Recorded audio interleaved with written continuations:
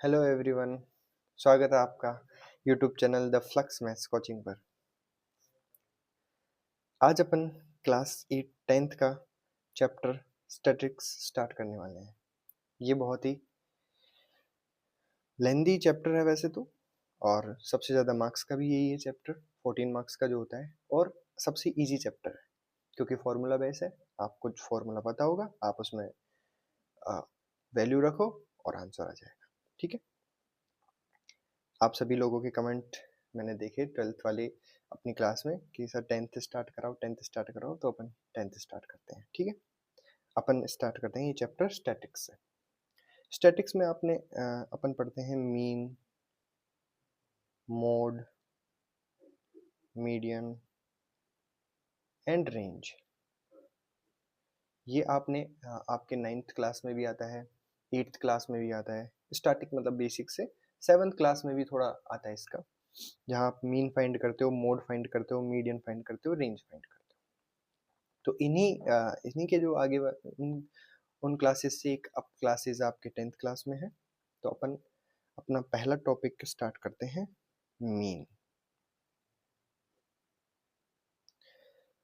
Mean mean क्या होता है? देखो, कोई भी एक डेटा गिवन होता है आपको, ग्रुप डेटा गिवन हो या अनग्रुप डेटा गिवन हो, तो उसका जो एवरेज होता है, एवरेज नंबर होता है, वो होता है आपका मीन। वैसे आपके जो ये चैप्टर है स्टैटिस्टिक्स, इसमें जो भी आपके मीन, मोड, मीडियन और रेंज आते हैं, ये किस काम आते हैं कि कोई भी आपको जो डेटा गिवन होता है ना, इसके सेंटर की तरफ ले जाने की कोशिश करते हैं ये वैल्यूज।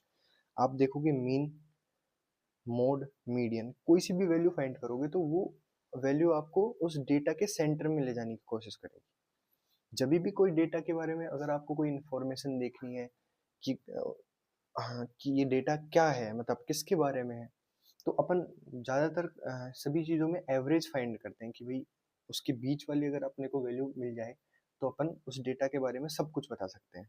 तो ये मीन, मोड, मीडियन, इनका यही काम होता है कि ये अपने को डेटा की, ग्रुप डेटा हो चाहे अनग्रुप डेटा हो, उस डेटा के सेंटर तक ले जाने का काम करता है, ताकि अपने सामने वो डेटा एकदम क्लियर हो जाए और उसके बारे में अपन क्लियरली बता सकते हैं कि ये डेटा किस काम के, मतलब किसके लिए है। तो वही काम होता है मीन का, मोड का एंड मीडियन का। तो मीन होता है एवरेज, किसी भी डेटा का एवरेज। जैसे अगर अपन, मैं एग्जांपल, छोटा सा एक एग्जांपल से स्टार्ट करना चाहूँ कि five first five natural numbers है, उसका आप मीन फाइंड करो। तो आप क्या करोगे इसमें? फर्स्ट फाइव नेचुरल नंबर कौन से होते हैं? 1 2 3 4 एंड 5। ये फर्स्ट फाइव नेचुरल नंबर हो गए। तो आप क्या करोगे इसका? सारे डेटा जो नंबर गिवन है आप उसको प्लस कर दो, 1 + 2 + 3 + 4 + 5, और टोटल कितने नंबर है? 1 2 3 4 5। तो आप इसका डिवाइड करवा दो। अपन यही करते हैं अभी तक, जो अपन ने पढ़ा है छोटी क्लासेस में, कि अपन मीन कैसे फाइंड करते हैं। तो इसके लिए आपको फॉर्मूला क्या होता है मीन के लिए?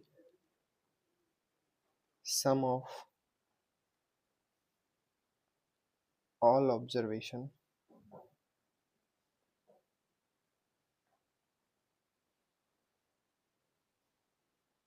Upon total number of observation. Total number of observation, ये आपका एक फॉर्मूला होता है जो आप एवरेज फाइंड करने में यूज लेते हो, या फिर मीन फाइंड करने में यूज लेते हो, कि आपके पास जो भी डेटा गिवन है उसको आप ऐड कर दो और उसमें जितने भी वो डेटा है उसको काउंट करके उसका डिवाइड करवा दो। अब देखो, इसी को अपन आगे बढ़ाते हैं। मीन को डिनोट करते हैं, एक्स बार से डिनोट किया जाता है मीन को, म्यू से भी डिनोट किया जाता है। ये आपके लिए एक अननोन चीज होगी म्यू। ये एक मतलब किसी भी नंबर को डिनोट करने का एक तरीका होता है, तो उसको म्यू, इस वाले साइन को अपन म्यू बोलते हैं।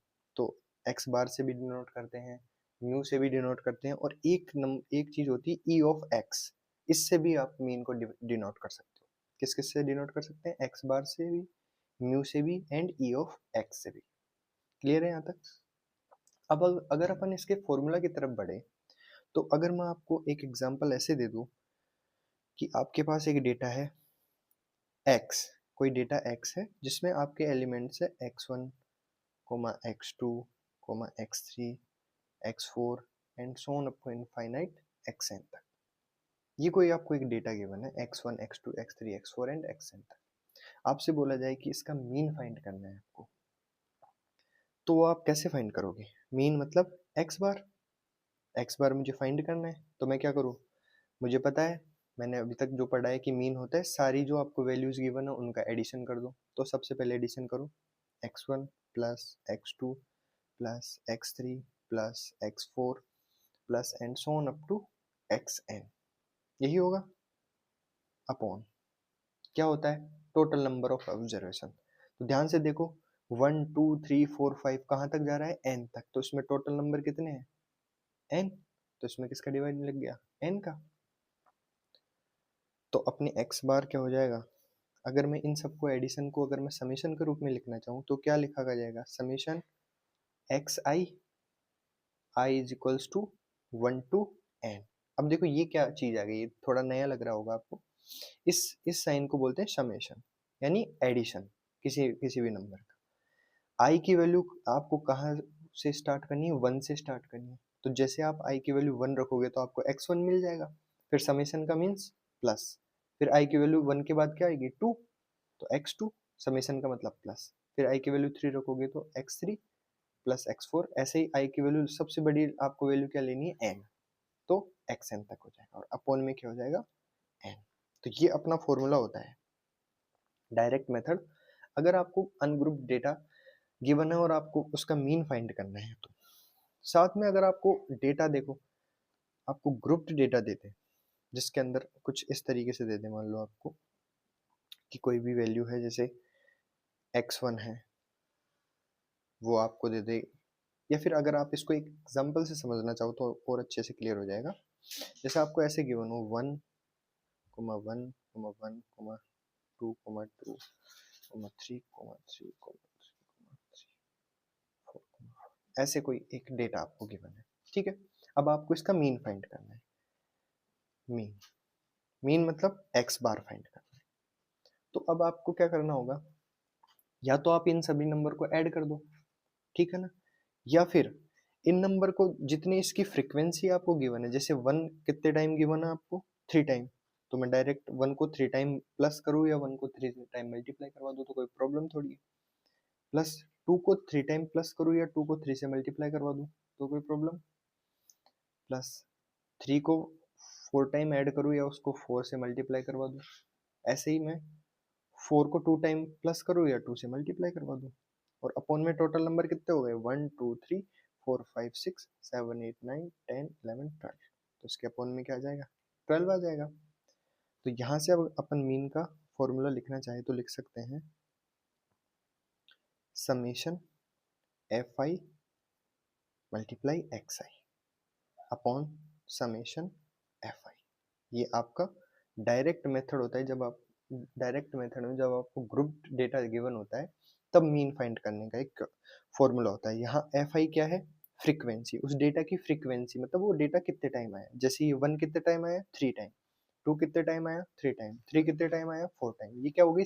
इस नंबर की फ्रीक्वेंसी हो गई। तो आपको क्या करना है? उस फ्रीक्वेंसी को उस नंबर से मल्टीप्लाई करवाना है और अपॉन में सारी फ्रीक्वेंसी का सम कर देना।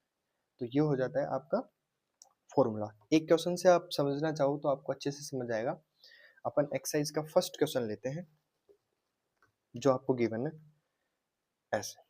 ग्रुप डेटा है,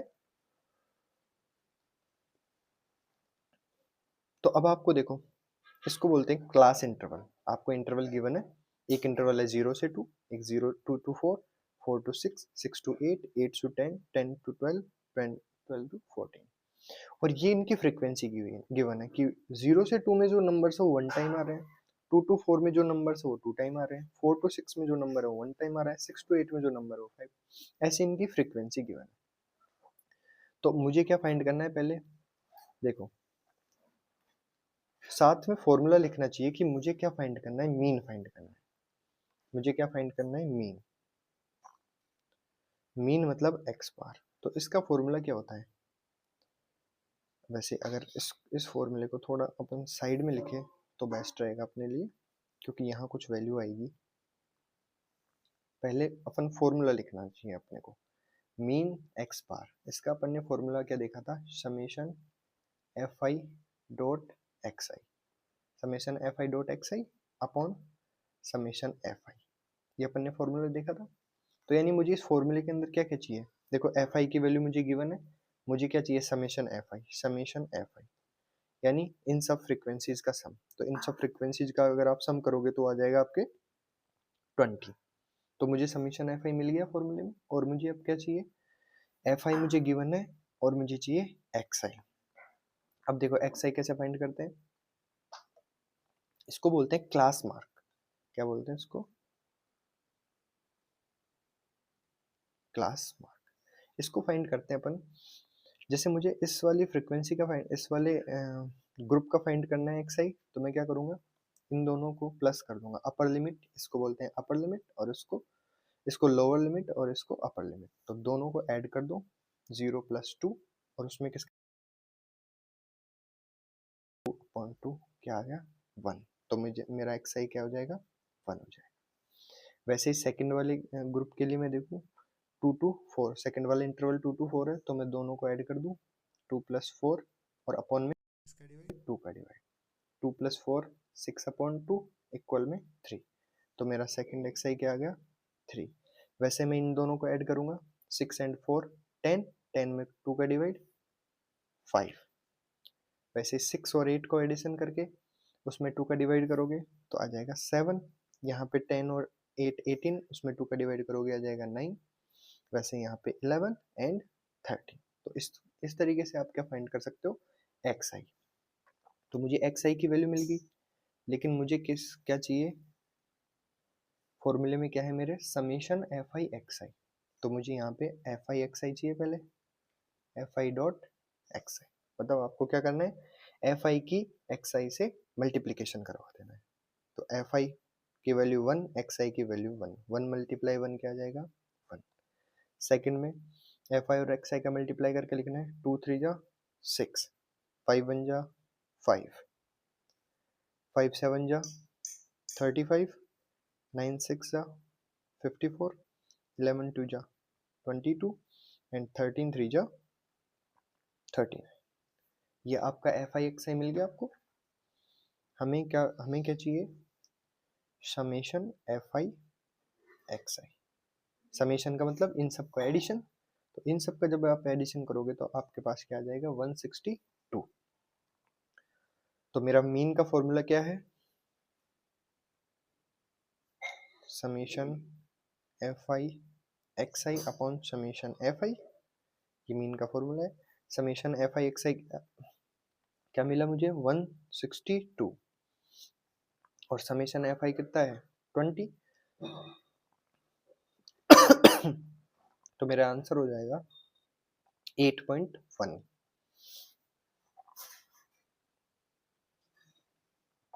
तो ये होता है अपना मीन डायरेक्ट मेथड से। इसके आगे जो मेथड है वो नेक्स्ट क्लास में पढ़ते हैं। Thank you.